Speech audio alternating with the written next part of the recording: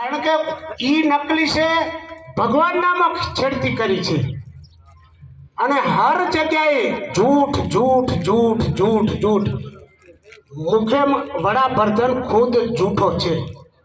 દિયોદરમાં meeting હતી, હું ગાડી લઈને પેસેન્જર લઈને ગયો હતો। પોતે નરેન્દ્ર મોદી મુખ્યમંત્રી હતા અને જાહેર સભામાં ઈ વખતે કરોડનો ભાવ ડોલરથી 100 થી ઉપર હતો, અત્યારે ડોલર 100 થી અંદર છે। એ વખતમાં કરોડ મોંઘું મળતું હતું અને ભરી સભામાં મોદી સાહેબના મુખના સવાલ અને મારા કાન, મોદી સાહેબ એમ બોલ્યા હતા કે આ જનતા, આ સરકાર જનતાને લૂંટે છે। 57 રૂપિયા ડીઝલના હતા, 62 રૂપિયા પેટ્રોલના હતા અને એ એમ કહેતા હતા કે 40 રૂપિયા પેટ્રોલ મળવું જોઈએ અને 30 રૂપિયા ડીઝલ મળવું જોઈએ। છે કે નહીં જૂઠો? 410 રૂપિયા બાટલાના હતા। એ મોદી સાહેબ જાહેર દિયોદરની સભામાં બોલ્યા હતા કે આ બાટલું 200 રૂપિયા મળવું પડે, સરકાર લૂંટે છે। હવે કોણ લૂંટે છે એ તમારે વિચારવાનું। લૂંટે આ લૂંટે છે કે એ લૂંટે છે? એવા તો હજારો, હમણે ઓગણજીના મંદિરે ગઈ વિધાનસભામાં બધાય સાંભળ્યું છે, કેશાજી કહીજો, એટલે જગ્યા તો જો, જૂઠ બોલે પણ કઈ જગ્યાએ ઊભો છે એ તો જો। કેશાજી કહી દો મારા વતીથી, જ્યાં નીર નથી પહોંચ્યા અહીંયા નીર પકડવાના છે। એક ડોહબા વિદેશમાંથી ઘરે આવ્યા ને માદા પડ્યા ને પછી ઢોલિયા બેઠા હતા, વોટર વોટર વોટર કરતા મરી ગયા। પછી કોઈ સારો ભણેલો વ્યક્તિ આવ્યો તો એને પૂછ્યું કે બાપુ કઈ કહેતા હતા કે હોય તો વોટર વોટર કરતા હતા, એટલે એ તો પાણી દા પડ્યું ખાટલા નીચે, બાપુ ઉતરે ને અમે કાંઈ સમજ્યા ને પાણી વગર મરી ગયા। એટલે આ કેશાજી કહી જો પાણી એટલે મરી જતા પાણી। સાચું બોલો, સાચું સાચું। આટલી બધી નેતાગીરી કરો છો ને જૂઠ જૂઠ જૂઠ, અને ટોટલ નેતા હડકાયા થલ જ ફરે હરા। અને આમાં રૂપાલા તો એવો ઊભો થશે, હુરી મળેલ છે ને જેની સીમા જ ના હોય। કોંગ્રેસે શું કર્યું 60 વર્ષમાં 70 વર્ષમાં? એટલે પણ 10 વર્ષ તો તારો આ મોલો બેઠો છે, એમાંથી કાઢવાનો નહીં। 5 વર્ષ ઓલો અટલ બિહારી તો એ કાઢવાનો નહીં। 47માં આઝાદી મળી, 52માં શાસન છું, એ 5 વર્ષ કાઢવાનો નહીં। બધું એના ઉપર ભાજપના આપણા સામે શબ્દો લઈને આવે, ધર્મ, શાનું ધર્મ?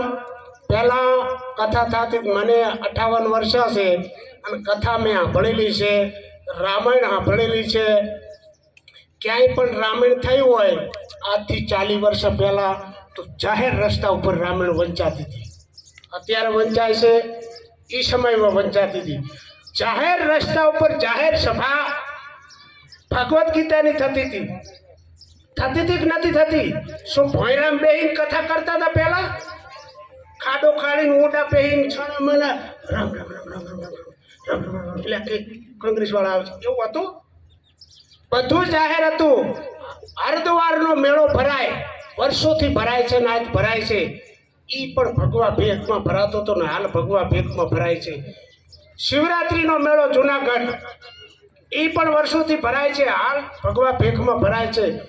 કોઈ ધર્મની હાનિ થવાની નથી, લોલીપોપ જ છે, કોઈ આને આ ભ્રમણમાં આવવાનું જ નથી।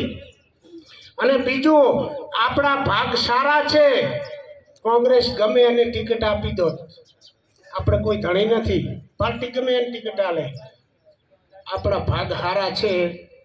કે આવો માનવતાવાળો, ઈમાનદારીવાળો અને જેનામાં માણસો માટે પ્રેમ છે, આવો ઉમેદવાર તો આ ક્યારેક જ મળે। મિત્રો, આ ઉમેદવાર જો તો કોઈ આશા ના રાખે બનાસકાંઠામાં બીજો જીતી શકે। તો આપણે બધાને ભેળા થઈ 7 તારીખે મતદાન કરાવવાનું છે। એક પણ વ્યક્તિનું મતદાન બાકી ના રહે, કોઈ ઘરે ના રહી જાય। ભાજપ વાળો આપણું વોટોની ભેગો થઈને વોટ ન કરાવે।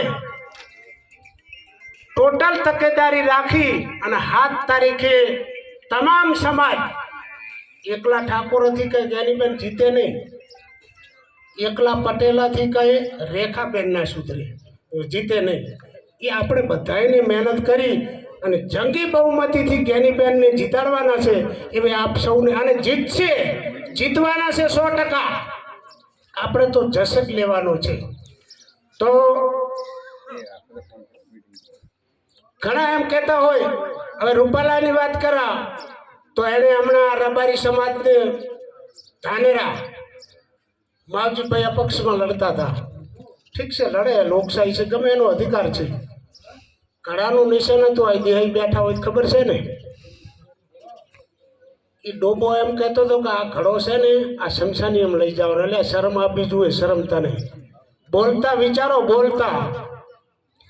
કોઈ સમાજને છોડ્યા નથી અને આ છોડવાના નથી. ક્ષત્રિયોની બેન દીકરી ઉપર ટિપ્પણી કરી છે તો હરેક સમાજને હું વિનંતી કરું છું કે ટોટલ સમાજ, ક્ષત્રિય સમાજ સાથે આવો અને આને સણસણતો જવાબ આલો. આ સરકારને સણસણતો જવાબ આલો. કારણ કે આજ ક્ષત્રિયની બેટી ઉપર ટિપ્પણી કરી છે અને બીજી સમાજે એમ ગણે કીધો દરબારોનું છે ને આપણે શું. કાલે રબારીઓની દીકરી ઉપર ટિપ્પણી કરશે તો પેલા કંઈક અમારે શું. આપણે આમ નામ રહી જઈશું અને આરે મારા બેટા અપશબ્દનો ઉપયોગ કર્યા કરશે. એટલે આપણે બનાસકાંઠાની સીટ જ્ઞાનીબેન જીતે છે, એમાં કોઈ બે મત નથી. આપણે બધાને સાથ સહકાર આપવો પડશે. અને બીજું ઠાકોર સમાજને એક હું વિનંતી કરું છું, તમને દેખાય છે કે આજે તમારા ભેળો લગભગ આજે જ્ઞાનીબેન ભેળો તમારા ઠાકોર સમાજ ભેળો લગભગ સમાજ તમારા ભેગો છે. આજે ઠાકોરો બેઠા હોય ને એને કહું છું. અને આવનાર સમયમાં તમે પણ અમારા ભેળા રહેજો એવી મારી વિનંતી છે આપ સૌને. અમે તમારા ભેગા છીએ અને તમે રહેજો અમારા ભેગા.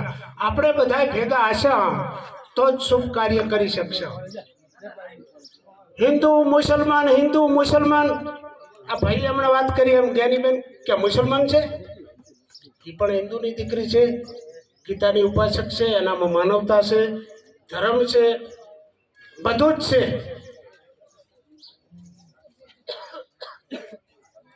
તો આપણે એક થવું પડશે. એક છાંટાળો છૂટકો જ નથી.